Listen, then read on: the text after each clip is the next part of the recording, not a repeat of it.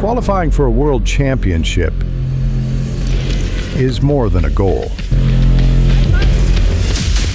It's a place only the very best will ever reach. Every race is a battle against the clock.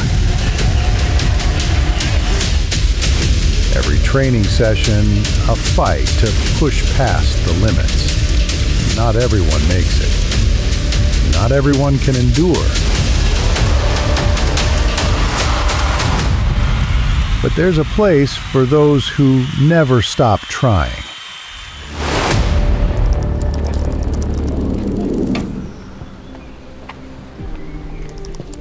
Hi, my name is John Heymans. I am an Olympic runner in the 5,000 meters where I finished 11th at the Paris Olympics, and right now I am trying to qualify for the World Championships in Tokyo, but I didn't manage yet, and so it's a big challenge right now.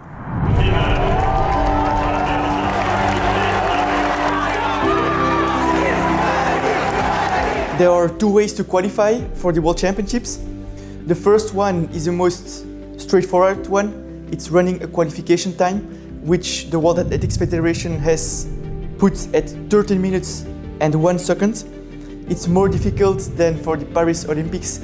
They asked for 13 minutes and 5 seconds. And then there is a second way to qualify. It's through the world rankings. And basically, the World Athletics Federation wants to take 42 athletes in the world to the 5,000 meters, of which maybe 50% will qualify through the time of 30 minutes and 1 second, and then they will complement the rest through the world rankings, and they will take the rest until the best 42 athletes. For me, the ideal scenario would be to run the time, because when you run the time, you are sure you are qualified. However, the rankings close only 1 month before the World Championship, so until then everything can move, and so I cannot really prepare specifically for the championship. I have to really try to stay up in this top 42 in the ranking, which is a big challenge, and it's even more difficult than that because my Belgian federation, of like my home country, Belgium, they say that they only want to take the best 36 athletes.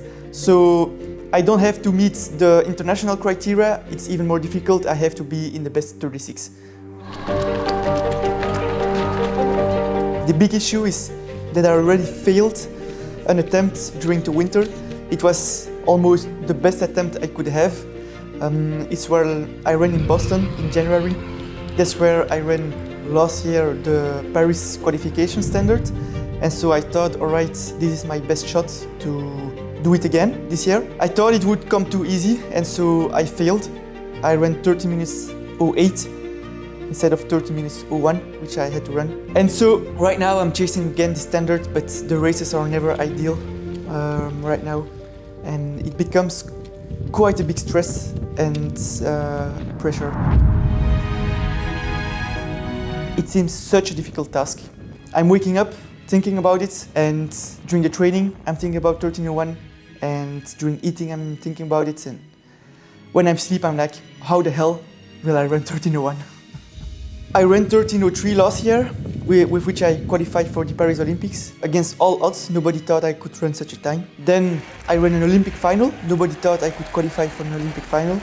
And so inevitably it's normal to get this feeling of like, every time I set myself a goal, I achieve it. And so I set myself this goal this year of running 13:01. I was like, this is only 2 seconds faster than my personal best of 13:03. I will achieve it. And I failed, and it was a reality check of like, John, no. At your level, things don't come that easy. It's still brutal. And I got a slap in the face. I have basically one big strategy to qualify. It's to run a negative split. Science has shown that almost the best way to run a fast time is to run the second half faster than the first half. If you run the first half too fast, you blow up. And almost all world records in middle and long distance running are run with a negative split. So I have to start conservatively and then accelerate. In 2022, during the COVID times, I had my diploma, so I graduated. And then I was chasing a World Championship qualification standard, which was back then 13 minutes and 13 seconds or something like that. And nobody thought I could run that standard, and I ran it like with front running in a 5K race. Because I couldn't get into any races of my level because I had no name in the running industry. And so no race organizer would let me in good races. So basically what I had to do is get into a less good race, ask for a pacer until the 3K and then front run the rest. And that's where I ran also the World Qualification standards. And I knew, all right, I can qualify for Worlds with just front running. I think I'm good at this and I can chase the Olympics as well. I can definitely get into better races right now, but I'm struggling with the same issue this year. I cannot get into any races of my level. I've contacted race organizers around whole of Europe that organize a 5K race for the world standard, and they all told me, sorry, you're on the waiting list, we cannot give you a place. I don't understand why, because I made the Olympic final, and basically I think they think maybe that I'm a one-shot guy, that I ran once the Olympic final and now I'm out of the game. Because right now I'm getting into races where they target 30 minutes and 10 seconds, which is far from my personal best. So I have no other choice. I will run these races and I will have to front run again to try and make worlds. I'm getting back to the roots, baby.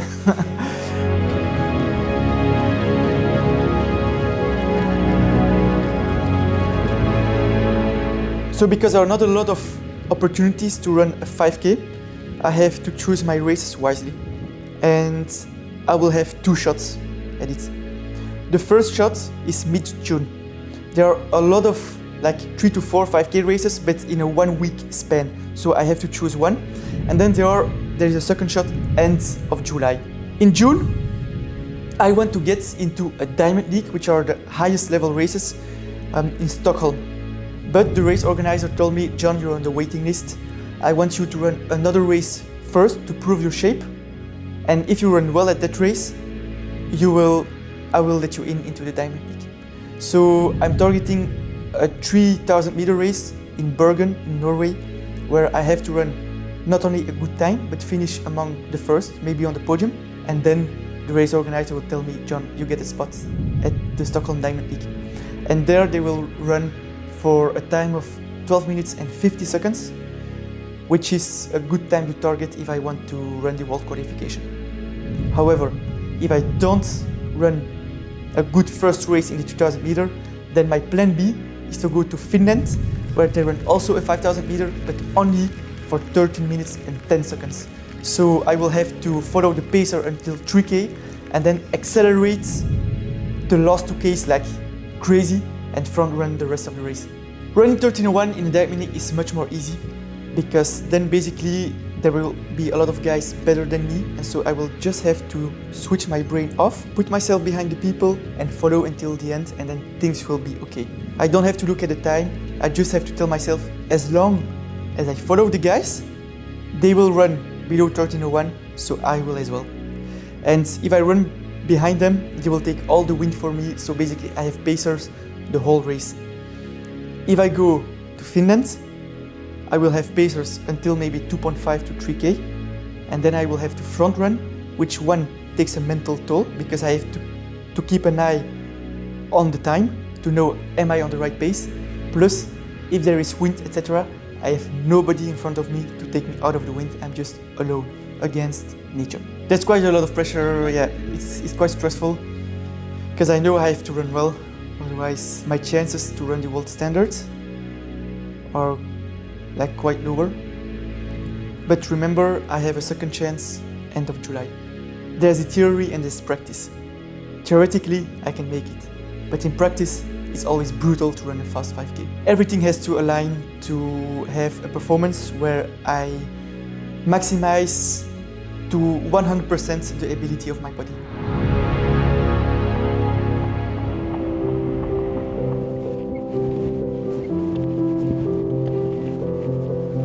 The way I realized I was good at running came step by step along the years, because I started quite late when I was 18 to 19 years old, but I didn't start really running seriously. I was still partying 6 to 7 days per week. And this is no exaggeration. It was really the case. I was just drinking alcohol every day because I'm Belgian. And I remember the first time I was like, I'm good at running, is when I was like in a fraternity at my university. It's like a group of people just for partying, etc. And I had my kind of ritual to get into the group, into the fraternity group. I had it on Wednesday or on the Sunday before a European Championship. And I was drunk until 7 hours in the morning, so almost no sleep.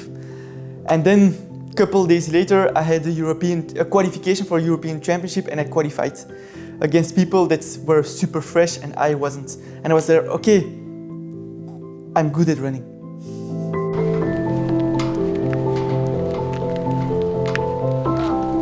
I have quite an amazing coach. His name is Wim Waters. He's a local coach in Belgium, doesn't have international athletes. He's not a coach that has a professional group linked to a shoe sponsor. No, he's linked to my university, and everyone that comes at the university can reach out to him and then trains with my coach. So it's mainly a group of amateurs. I'm the only professional athlete living from my profession in the group.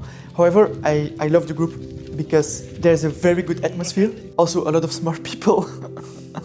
Because it's linked to the university, so a lot of PhD guys. Sometimes I feel quite dumb in the group because I'm not using my brain anymore, I'm using my legs, and all those guys are using their brain in PhDs, in mathematics, biochemistry, whatever you want. And what's so nice about my coach is that he's doing everything out of passion for the sport. So he's a passionate guy.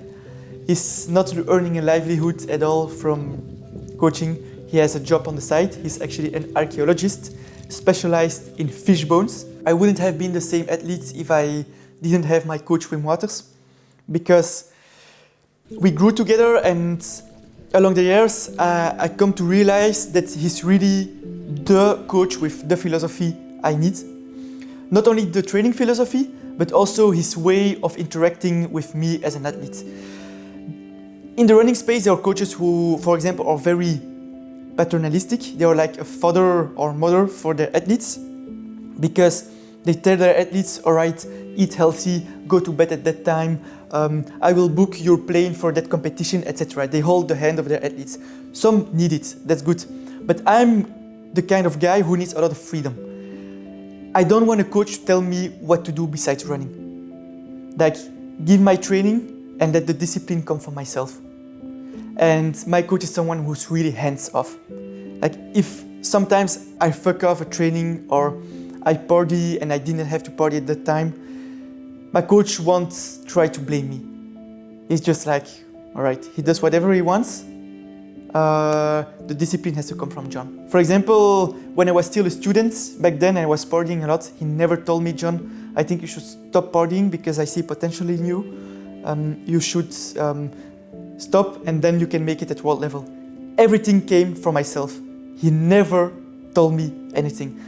I chose myself to stop drinking alcohol and to live like a monk for running. And that's something I love about him, is that he's not there to tell me what to do. There were quite a lot of things I had to give up when I started running, and when I started living like a monk. For example, first of all, alcohol. I used to party a lot. Secondly, a big part of the social life. When I had a big nightlife, my social circle was huge.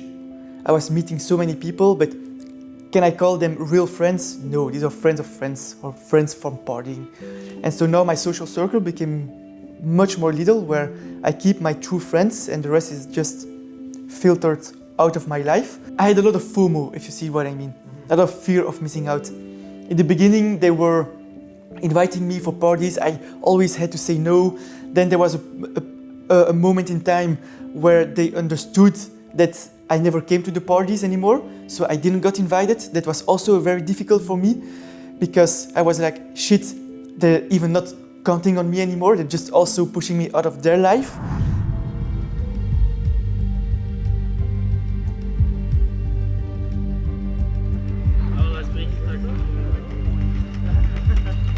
What if I don't run the world standard, the 1301? That's a question I sometimes ask myself. To be honest, I try to almost never think about it, because if I'm having this mindset of fear, then I will limit my abilities. It has been shown that as an athlete, if you start a race with a lot of fear of not hitting the target, you will not maximize your abilities. And so I'm aware of this for myself. I want to enter a race with the freedom of thinking, let's go, let's send it, we'll see whatever happens, and not being scared to fail. However, now for the interview, I will tell you what happens if I fail. I never fully thought about it. First of all, I have an income from my federation that's linked to my performance. I have to place 14th at the World Championship, inside the top 14. So not only qualify in top 42, I have to place inside top 14 if I want to keep my income from my sports federation. Otherwise, that's already gone. Secondly, I still don't have a shoe brand sponsor. They don't want to sponsor me right now. If I don't get this livelihood, all right, I don't care, because I will still wake up, train, eat, sleep. It will be the same. However, it's a big chunk of money that I want to invest in documentaries like this one, in social media, etc., in a lot of fun projects, and I will not be able to realize all these projects if I don't have the funds. There are things I do and there are things I don't do to hit the goals. I can try to do every little detail very good every day by stretching between the trainings, foam rolling, mobilization, etc., etc. Then I would be busy 24/7 and it would become crazy. So what I try to do is get the basics right every week. I try to focus on my sleep, on my nutrition, on my training, on mobility and strength training, but without exaggerating. I will do mobility a couple of times a week, but without doing it 2 to 3 times a day. So I try to get the basics right and be super consistency in getting everything right every day. I'm a human. I fail a lot of times in getting everything right, but that's the mindset I try to have, get the basics right consistently, day in, day out, and the results will come.